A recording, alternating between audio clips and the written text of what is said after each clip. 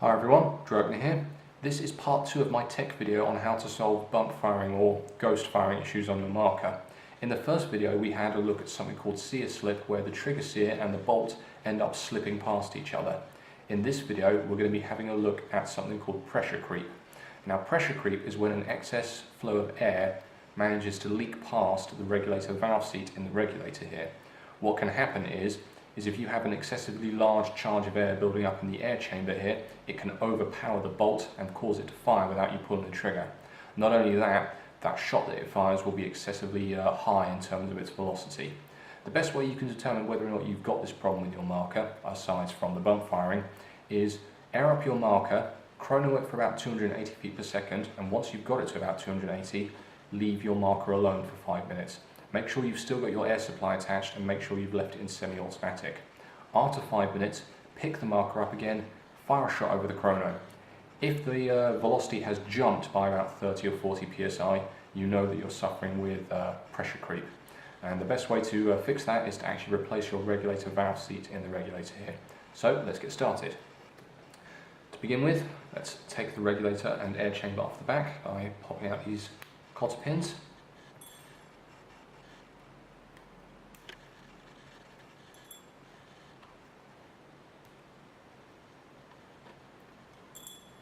Once those come out, clevis pins come out the back,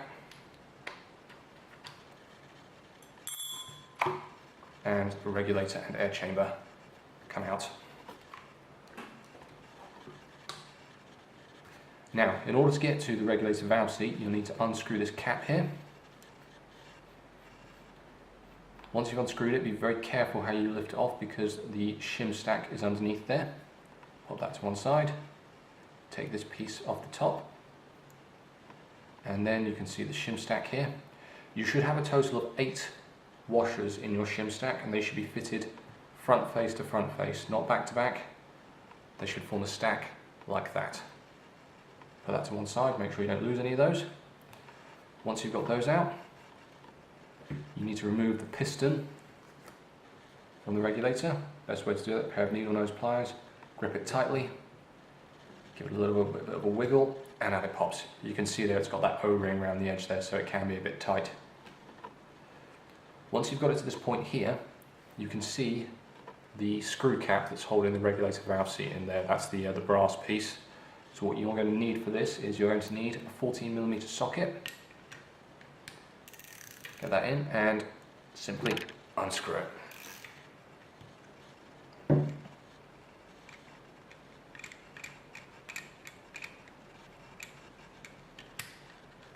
Once that's unscrewed,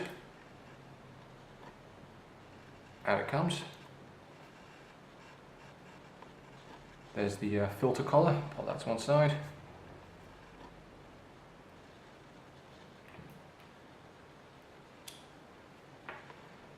And out comes the valve seat assembly.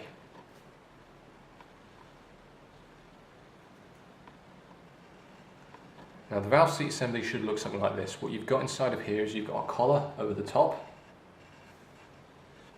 Inside of that you've got a pin. And underneath it there, the regulator valve seat itself. Best way to get this out is using an Allen key. Simply hook in and out it pops. Now this one is actually in good condition, but if your one is worn out, as you can see there it's got an O-ring around it. If that's worn out, then of course air is going to leak past it. It's a good idea to replace the entire thing when it needs a replacement, because the plastic can start to harden over time, therefore it won't create a very good airtight seal. Like I said though, this one's in good condition so we can put it back in. Before we do, however, it's a good idea to take a cotton bud and quickly clean out the inside of the cup. Make sure there's no dirt or debris in there, because of course if there is, it will prevent a good airtight seal from being made. So once we've done that, let's put some fresh oil in there.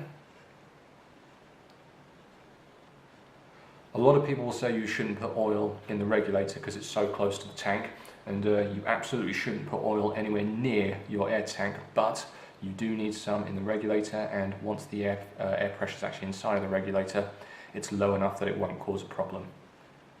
There we go. So that's the regulator valve seat back in. Take the pin, place that back in, and then take the cup and fit it over the top, like so. So you should end up with that assembly there. Put that to one side. Take your regulator and air chamber assembly, and again, clean the inside of it with a cotton bud.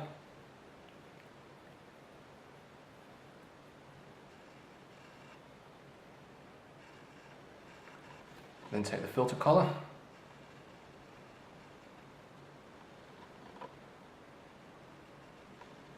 place it over the spring, drop that into place, like so. Once you've done that, take your regulator valve seat assembly. Best way to put this in, grip the pin with a pair of needle nose pliers,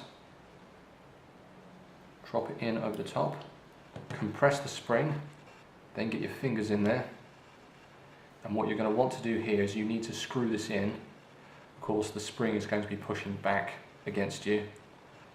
The best way to do it is to simply rotate the regulator around the assembly. That way, as you apply pressure, it screws itself in.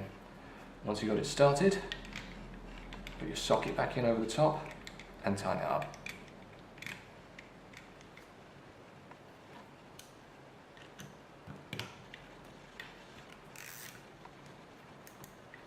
There we go. Okay, once you've done that, take your piston and put a small drop of oil around the edge of the O-ring, like so.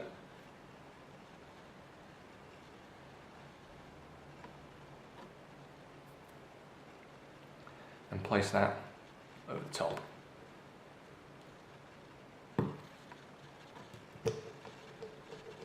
Once it's in, you should find that your piston should be able to push down and return, because of course there's a spring underneath there. Once you've got that, take your shim stack, place it back over the top, take the mating piece and push in at the top there.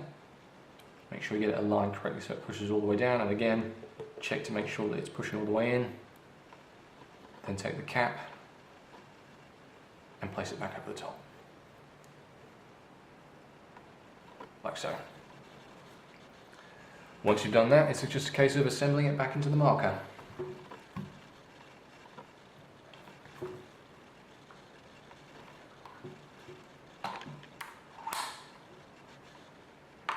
So put your air chamber and regulator in the back, push forward with firm pressure, and then, one moment.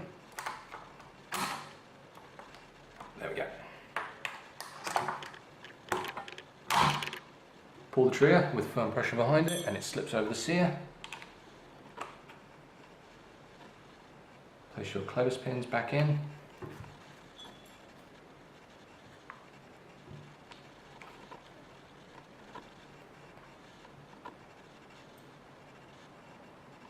The washers back on.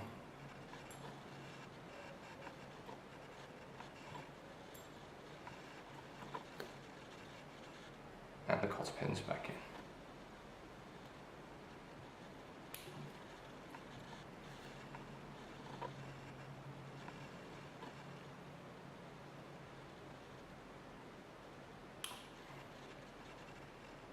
And there you have it. That is how you replace the regulator valve seat in your marker and how you overcome bump firing issues due to pressure creep. Hope you've enjoyed this video. I hope this helps you to tech your marker successfully in the future, and I'll see you guys next time.